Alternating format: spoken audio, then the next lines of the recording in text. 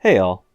The War Within pre-patch is finally here, and even though I'm sure there's still plenty of tuning to expect before Season 1 begins, I wanted to give a brief recap of beta tuning changes made through the month of July for Casting Mistweavers, because there have been quite a few. I'll start with the bad news, cause on paper it sounds a lot worse than it actually is. First is a nerf to Life Cocoon, probably because an 8 to 10 million absorb was overdoing it a bit. I'll miss it for tank healing and Mythic Plus, but in a lot of other cases the majority of this absorb was really just going to waste. Given how easy it is to reach 50 stacks of Calming Coalescence between cocoons, and with Chrysalis and Heart of the Jade Serpent procs still reducing the cooldowns to a little over a minute, I'd call this a fair change.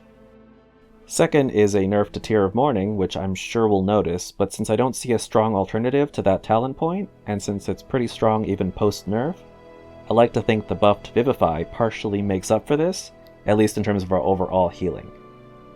Third, there's Yu'lon's Grace, which on paper sounds like it's getting severely nerfed, but in the context of the recent buff to player stamina, this is not as bad as it sounds. In my previous videos, I've said that I don't think Master of Harmony is a good fit for the casting playstyle, since several of its talents are virtually dead if you're not using melee abilities.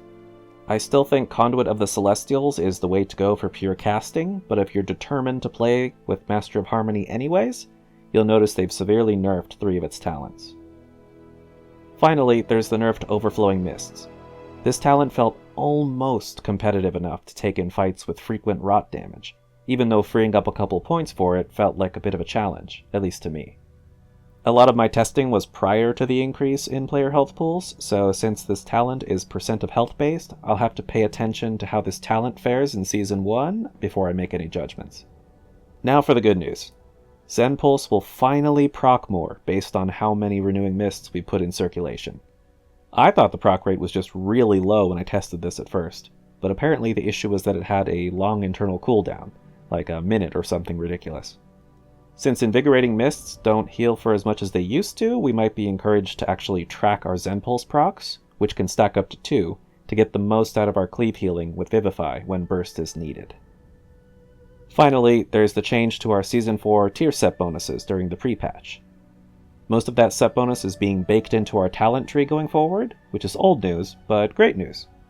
Now ignore the part where it says Season 1, they're actually giving us the Season 2 bonus from Aberrus, giving us control over some serious burst windows activated by our Tease and Brews. Pretty nice for anyone running Dragonflight content during the pre-patch, but if you're like me, we're just waiting for the War Within, so not much of a change. And with that, I think that's all I've got for this update. I've only covered the bits that I felt were important to a Casting Mistweaver, but if I left something out that you think needs more explanation, by all means, let me know. Until next time, thanks so much for watching, and have a good one.